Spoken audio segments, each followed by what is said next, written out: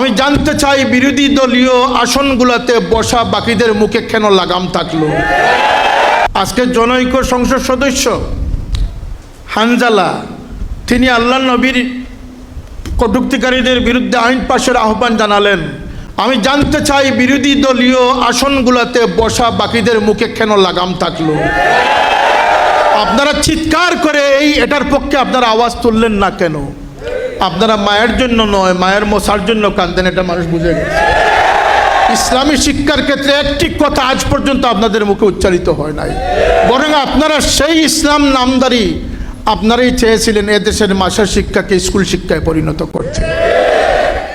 এজন্য আমরা long March করেছিলাম, আমরা আরবি বিশ্ববিদ্যালয় প্রতিষ্ঠা করতে সক্ষম হয়েছিলাম, দাবি আদায়ে সক্ষম হয়েছিলাম। আপনারা আজকে কাদিয়ানীদের জন্য আইন পাশ করে কাদিয়ানীদেরকে অমুসলমান ঘোষণা করা, এই মুসলমান দেশের জন্য প্রয়োজন আছে না নাই? কাদিয়ানীদের বিরুদ্ধে কথা বলার শক্তি সাহস তোমাদের নাই। কথা বলেন, মাসা শিক্ষা ব্যবস্থা সম্পর্কে একটি নোট দেওয়ার ক্ষমতা তোমাদের নাই, কারণ সিয়াসিত্তা পড়ে তোমাদের ফাউল বনে না, সিয়াসিত্তা পড়ে আলিম অলি বনে। সিয়াসিত্তা পড়ে কেউ ফাউল বনে না।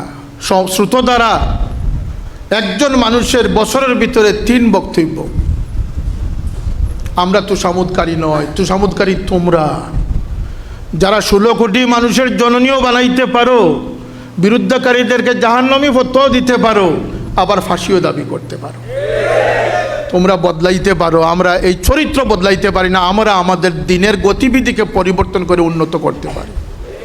তোমাদের সাথে আমাদের মিল থাকার কথা নয়।